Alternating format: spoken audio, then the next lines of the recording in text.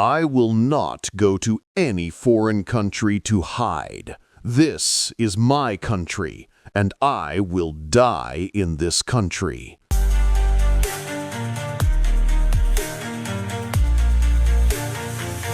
Stay unbiased. Libya was once a desert. I turned that desert into a forest.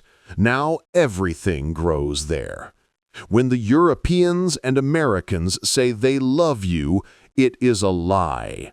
They do not love you. They love the oil of this country, the resources of this land, and the Libya that I created.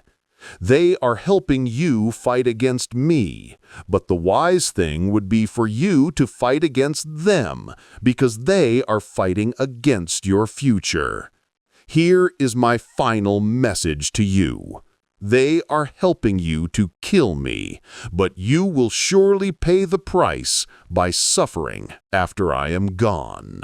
At the beginning of this video, you heard Muammar Gaddafi's statement to his people, made just a few days before he was killed.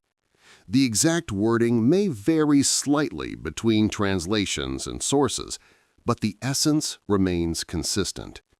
This speech was given a few days before his death on October 20, 2011, in the province of Sirte, Libya. Less than 2 years after Gaddafi's fall, a major tragedy struck Libya. On September 10, 2023, 2 dams in the Libyan port city of Derna burst, completely destroying the city.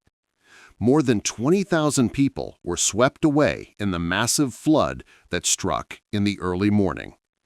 The Derna Dam was built by a Yugoslav company in the 1970s to protect the city from flooding. However, by 2003, both dams had fallen into disrepair. Accordingly, Libya's former leader Gaddafi called upon a group of Italian experts and asked them to provide a report on the condition of the 2 dams. In 2003, these experts issued a report stating that the 2 dams could not be repaired and that a 3rd dam must be built. Following this recommendation, in 2007, Muammar Gaddafi assigned a Turkish company to build the 3rd dam, and construction began the same year. Time slowly passed. Then came the Arab Spring. The people of Libya demanded democracy and began protesting against their ruler. As a result, the company constructing the dam had to halt work. During the uprising, the rebels seized all the trucks, cabs, and buses belonging to the construction company, armed them, and used them to fight against Gaddafi. Although the construction of the new dam was scheduled to be completed in 2012, it was never finished after Gaddafi's overthrow and assassination on October 20, 2011. This was a tragedy that the Libyan people could never have foreseen. By September 2023, the city of Derna had about 90,000 residents, most of whom had fought against Gaddafi. They never imagined that by stopping the dam project their leader had begun and by killing that same leader, they would one day face such devastating consequences. See how ironic fate can be. Gaddafi ruled Libya from 1969 until his assassination in 2011.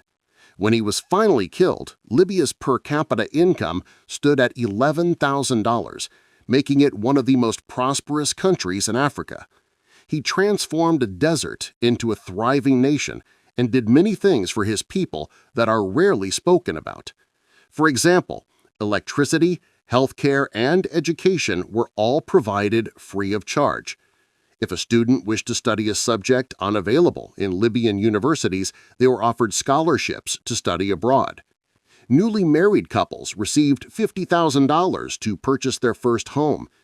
In his famous Green Book, Gaddafi wrote, "A house is a basic human right," and he once vowed to give his parents a home only after every Libyan had one. For every barrel of oil sold, a share of the profit was deposited directly into citizens' bank accounts. When Gaddafi came to power, Libya's literacy rate was only 25%, but by the end of his rule, it had risen to 83%.